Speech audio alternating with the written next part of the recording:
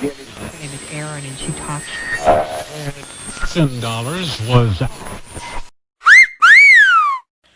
Y bienvenidos los hermanos y asociados del Ecuador Centro Latinoamericano de Estudios Epidemiológicos y Salud Social. Con ustedes su programa Epidemiología y Salud Social, les habla Hugo Saquipay. Hola, ¿cómo están? Bienvenidos a un programa más de Epidemiología y Salud Social. Gracias a CME Online y al Centro Latinoamericano de Estudios Epidemiológicos y Salud Social por la invitación que me han hecho. Mi nombre es Hugo Saquipay. El tema que vamos a abordar el día de hoy es la entomología forense en Latinoamérica. Entonces vamos a hablar de diferentes aspectos, ¿sí? Bueno,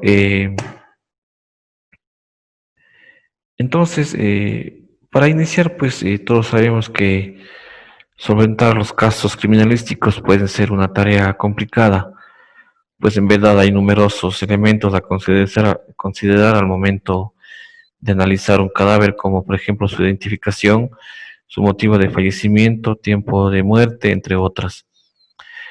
Acá pues es donde entra la entomología forense, que es una especialidad en desarrollo cuyo potencial no puede despreciarse. Su eficacia en el reconocimiento de un occiso a través de los insectos presentes proporciona abundante información acerca de su estado de descomposición, intervalo de muerte e incluso evidencia en algunos sucesos que llevaron al deceso de esa persona. Entonces podemos decir que en general la entomología forense tiene una gran versatilidad y aplicación. A pesar de esto, en Latinoamérica su auge no es tan fuerte como se espera, pues pocos países han hecho investigaciones al respecto, siempre acompañados entre un ente o un instituto policial y un ente educativo para el apoyo teórico. Dicho esto, pues entraremos a la definición y a la aplicación de la entomología forense. Entonces, si hablamos de la entomología forense, decimos que es el análisis de la evidencia de insectos para fines forenses y legales. Lo importante y la tarea más solicitada es la estimación de tiempo mínimo desde la muerte. También aquí podemos describir el intervalo de inmersión, el tiempo de decapitación, ¿qué más? La identificación de sitios específicos de trauma, artefactos post-mortem en el cuerpo, uso de drogas, que vincula a un sospechoso con la escena del crimen, también sin dejar al lado pues lo que se trata de los abusos sexuales, ¿no? Entonces, como hablábamos, la entomología forense implica el uso de insectos, principalmente larvas de moscas, para estimar el intervalo post-mortem en función de las tasas de desarrollo y la ecología de sucesión de insectos específicos que se alimentan de cadáveres, ¿verdad? Entonces hablamos que los investigadores utilizan dos términos para observar el desarrollo de los insectos, los cuales en primer lugar tenemos la tasa de desarrollo y en segundo lugar la tasa de crecimiento. Si hablamos de tasa de desarrollo, pues decimos que es el tiempo requerido para completar las etapas de crecimiento de los insectos, ¿no es cierto?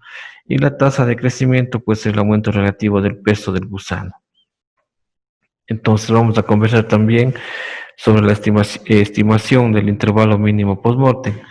¿A qué se refiere el intervalo post-mortem? Se refiere al tiempo entre la muerte y descubrimiento de un cadáver. Hay varios procesos naturales asociados con la descomposición, como el rigor mortis, que pueden usarse para estimar el intervalo mínimo post-mortem. Pero muchas de estas son funciones recíprocas y se vuelven imprecisas en aplicación muy rápidamente. Además, se limitan en las primeras 72 horas después de la muerte. Entonces, decimos que por lo general los primeros taxones que llegan a un cuerpo son las moscas. ¿Por qué? Porque puede localizar una fuente de olor a gran precisión espacial y depositar sus huevos en un occiso en cuestión de minutos, horas de la muerte, ¿no? Entonces, la descomposición como resultado de la actividad de los insectos dentro y sobre el cadáver es un proceso continuo, que esto se puede medir, lo que permite realizar estimaciones mínimas precisas en el intervalo mínimo post-mortem, como ya conversábamos anteriormente, hasta varios meses después de la muerte, según sean las circunstancias del fallecimiento de la persona. Entonces, si hablamos de la tasa de desarrollo de un insecto, se rige principalmente porque por la temperatura y puede diferir incluso entre las especies estrechamente relacionadas. Entonces, por lo tanto, implica un proceso de 3 pasos. El primer paso sería identificar con precisión las especies encontradas en el cadáver. 2, la reconstrucción, reconstruir las temperaturas de la escena del crimen. Y pues en tercer lugar, modelar las tasas de desarrollo de los insectos inmaduros encontrados en un cuerpo. Es absolutamente esencial para permitir que un profesional entomólogo forense calcule la edad de un espécimen que se encuentre en el cadáver. ¿Cómo identificamos la evidencia entomológica, no? Entonces, el crecimiento de estos animales es un procedimiento altamente calificado y siempre debe ser realizado por un experto en la taxonomía de estos insectos, ¿verdad? Entonces, también vamos a hablar sobre el modelado de las temperaturas de la escena del crimen. ¿A qué nos referimos en esto? Que para obtener las temperaturas de una escena del crimen, mientras el cuerpo está in situ, se recopila un registro de la temperatura ambiente, generalmente de la estación meteorológica más cercana al sitio del descubrimiento del cuerpo. Desafortunadamente, vamos a decir que puede haber una variación significativa entre la temperatura ambiente de la estación meteorológica y la escena del crimen. Por esta razón, pues la temperatura ambiente se registra en el sitio durante varios días después de que se descubre el cuerpo y luego pues se hará una comparación o una relación de regresión con las temperaturas registradas en la estación meteorológica. Ahora, si ya netamente hablamos de la entomología forense en Latinoamérica, hablamos que se han realizado muchos estudios. Por ejemplo, en Argentina tenemos la utilización de un modelo experimental porcino en la investigación de un homicidio, ¿no? También, pues, a nivel de Bolivia también tenemos otro estudio que se ha realizado. Por ejemplo, los artrópodos necrófilos de los valles interandinos utilizados en la investigación forense, ¿sí? Y también, pues, a nivel de Guatemala también, pues, bueno, aquí en Guatemala no existe un evidencia científica o estudios que se han realizado en cuanto al tema que estamos tratando. En Ecuador también se han realizado pocos estudios sobre la entomología forense. En México también está limitada estos estudios. A nivel de Perú también se ha realizado un estudio como es la entofauna forense y su utilidad en la estimación del intervalo post-mortem en cadáveres ahorcados. Entonces, a nivel de Venezuela también se ha realizado un estudio, pero pues no es muy significativo los estudios que se han realizado a nivel de Latinoamérica. Por esa razón, pues nosotros como investigadores debemos tener en cuenta y realizar estudios sobre lo que se trata la entomología forense, ¿verdad?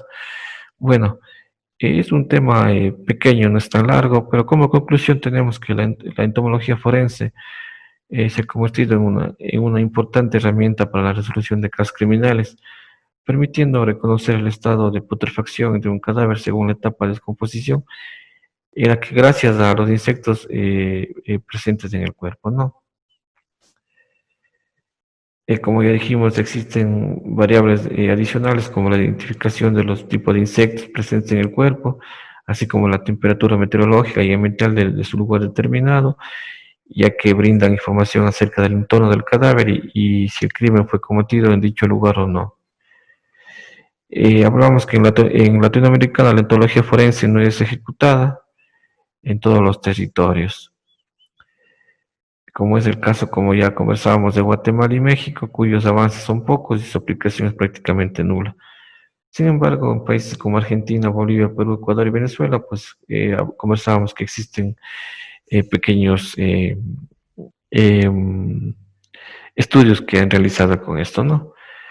Espero que haya sido de agrado este pequeño tema. Como les decía anteriormente, nos falta mucho en investigar este tema y espero que los colegas médicos de otros países comprendamos la importancia de este tema y nos dediquemos a este tema tan interesante que es la entomología forense. Por su atención, muchas gracias. Se despide Hugo Saquipay. Y esto ha sido todo por hoy. Gracias, CLES Salud. Gracias, doctor Hugo Saquipay, por estos aportes a CME Online. Y hasta el próximo miércoles en su programa Epidemiología y Salud Social. Her name is Erin, and she talks. $10 was